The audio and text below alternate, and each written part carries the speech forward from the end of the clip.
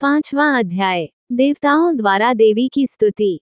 महर्षि मेधा ने कहा, पूर्वकाल में शुंभ निशुंभ नामक असुरों ने अपने बल के मद से इंद्र का त्रिलोकी का राज्य और यज्ञों के भाग छीन लिए, और वह दोनों इसी प्रकार सूर्य, चंद्रमा, धर्मराज और वरुण के अधिकार भी छीनकर स्वयं ही उनका उपयोग करने लगे।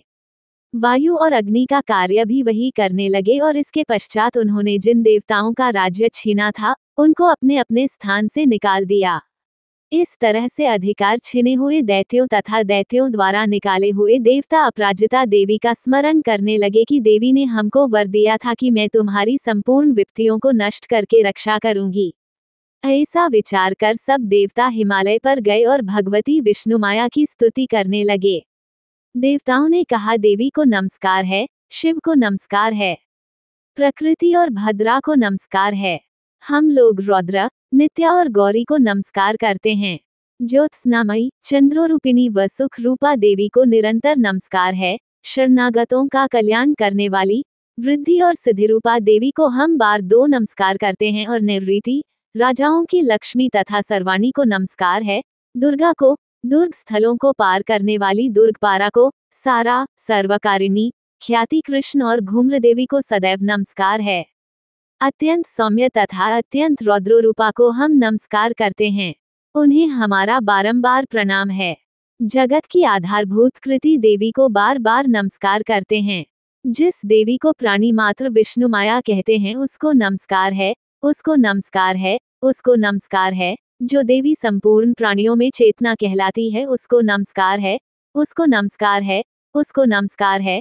जो देवी संपूर्ण प्राणियों में बुद्धि रूप से स्थित है उसको नमस्कार है, उसको नमस्कार है, उसको नमस्कार है। जो देवी सब प्राणियों में निद्रा रूप से विराजमान है उसको नमस्कार है, उसको नमस्कार है, उसको नमस्कार है। जो देवी संपूर्ण प्राणियों में क्षुधा रूप से विराजमान है उसको नमस्कार है, उसको नमस्कार है, उसको नमस्कार है। जो देवी संपूर्ण प्राणियों में छाया रूप से स्थित है उसको नमस्कार है, उसको नमस्कार है, उसको नमस्कार है। जो देवी सब प्राणियों में शक्ति रूप से स्थित है उसको नमस्कार है, उसको नमस्कार है, उसको नमस्कार है।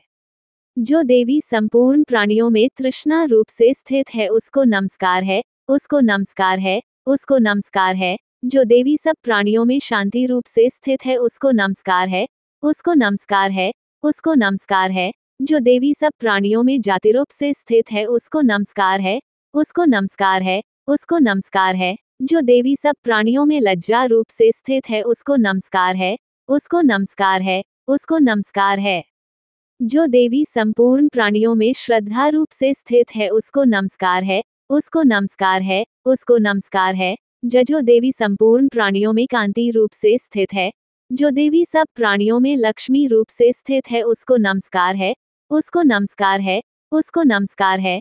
जो देवी संपूर्ण प्राणियों में वृत्ति रूप से स्थित है उसको नमस्कार है, उसको नमस्कार है, उसको नमस्कार है। जो देवी सब प्राणियों में स्मृति रूप से विराजमान है उसको नमस्कार है, उसको नमस्कार है, उसको नमस्कार है। जो देवी सब प्राणियों में दया रूप से स्थित है वह उसको नमस्कार है, उसको नमस्कार है। जो देवी सब प्राणियों में तुष्टि रूप से स्थित है उसको नमस्कार है, उसको नमस्कार है, उसको नमस्कार है।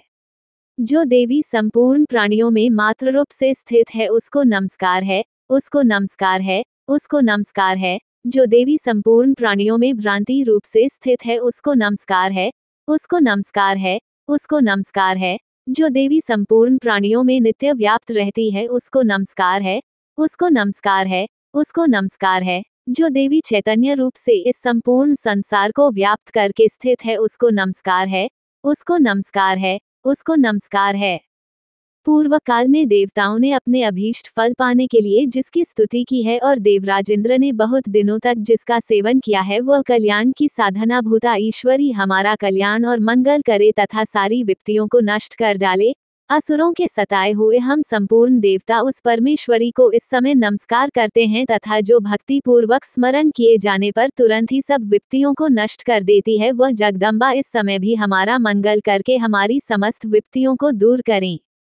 महर्षि मेधा ने कहा, हे राजन, इस प्रकार जब देवता स्तुति कर रहे थे तो उसी समय पार्वती देवी गंगा में स्नान करने के लिए आई, तब उनके शरीर से प्रकट होकर शिवादेवी बोली, शुंभ दैत्य के द्वारा स्वर्ग से निकले हुए और निशुंभ से हारे हुए ये देवता मेरी स्तुति कर रहे हैं। पार्वती के शरीर से अंबिका निकली थी, इसलिए उसको संपूर्ण लोक में कौशिकी कहते हैं।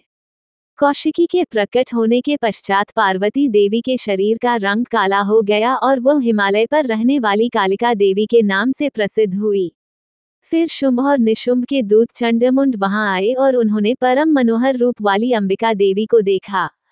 फिर वह शुंभ के पास जाकर बोले, महाराज, एक अत्यंत सुंदर स्त्री हिमालय को प्रकाशित कर रही है, वैसा रंग रूप आज तक हमने किसी स्त्री में नहीं देखा। हे असुरेश्वर, आप ये पता लगाएं कि वह कौन है और उसको ग्रहण कर ले। वह स्त्री स्त्रियों में रत्न है, वह अपनी कांति से 10 दिशाओं को प्रकाशित करती हुई वहां स्थित है, इसलिए आपका उसको देखना उचित है।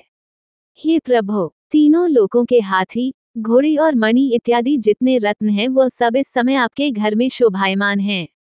हाथियों में रत्न रूप ऐरावत हाथी और उच्चैश्रवा नामक घोड़ा तो आप इंद्र से ले आए हैं। हंसों द्वारा जुता हुआ विमान जो कि ब्रह्मा जी के पास था, अब भी आपके पास है, और यह महापद्म नामक खजाना आपने कुबेर से छीना है। समुद्र ने आपको सदा खिले हुए फूलों की किंजलकिनी नामक माला दी है। वरुण का कंचन की वर्षा करने वाला छत्र आपके पास है। रथों में श्रेष्ठ प्रजापति का रथ भी आपके पास ही है। हे दैत्येंद्र, मृत्यु से उत्क्रांतिका नामक शक्ति भी आपने छीन ली है, और वरुण का पाश भी आपके भ्राता निशुंभ के अधिकार में है, और जो अग्नि में न जल सके ऐसे 2 वस्त्र भी अग्निदेव ने आपको दिए हैं। हे दैत्यराज, इस प्रकार सारी रत्नरूपी वस्तुएं आप संग्रह कर चुके हैं, तो फिर आप ये कल्याणकारी स्त्रियों में रत्नरूप अनुपम स्त्री आप क्यों नहीं ग्रहण करते? महर्षि मेधा बोले, चंडमुंड का ये वचन सुनकर शुंभ ने विचारा कि सुग्रीव को अपना दूत बनाकर देवी के पास भेजा जाए। प्रथम उसको सब कुछ समझा दिया और कहा कि वहां जाकर तुम उसको अच्छी तरह से समझाना और ऐसा उपाय करना जिससे वह प्रसन्न होकर तुरंत मेरे पास चली आए। भली प्रकार समझाकर कहना। दूत सुग्रीव पर्वत के उस रमणीय भाग में पहुंचा जहां देवी रहती थी। दूत ने कहा, हे देवी, दैत्यों का राजा शुंभ जो इस समय तीनों लोकों का स्वामी है, मैं उसका दूत हूँ और यहाँ तुम्हारे पास आया हूँ। संपूर्ण देवता उसकी आज्ञा एक स्वर से मानते हैं। अब जो कुछ उसने कहला भेजा है वह सुनो।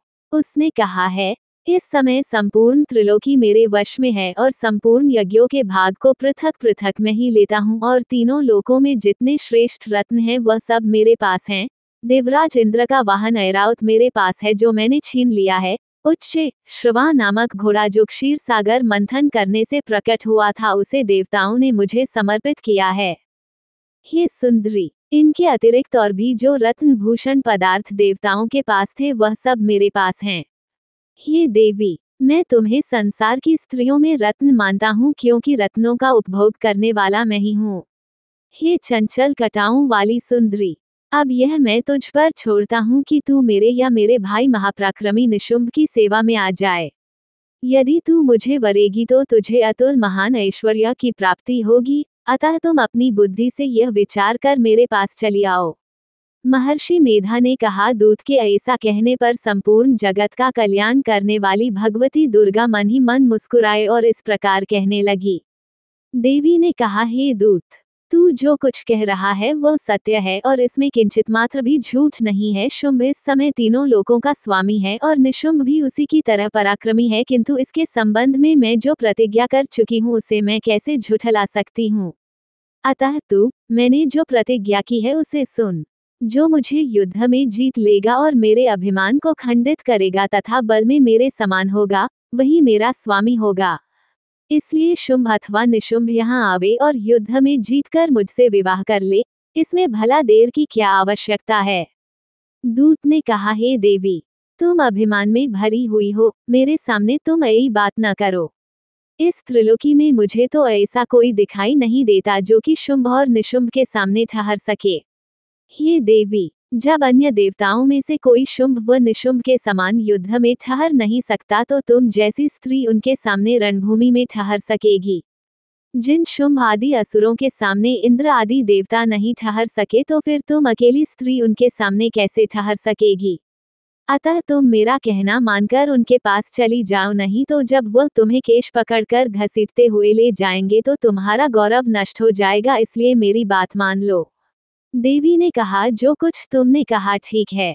शुंभ और निशुंभ बड़े बलवान हैं, लेकिन मैं क्या कर सकती हूँ, क्योंकि मैं बिना विचारे प्रतिज्ञा कर चुकी हूँ। इसलिए तुम जाओ और मैंने जो कुछ भी कहा है वह सब आदरपूर्वक असुरेंद्र से कह दो। इसके पश्चात जो वह उचित समझे करें।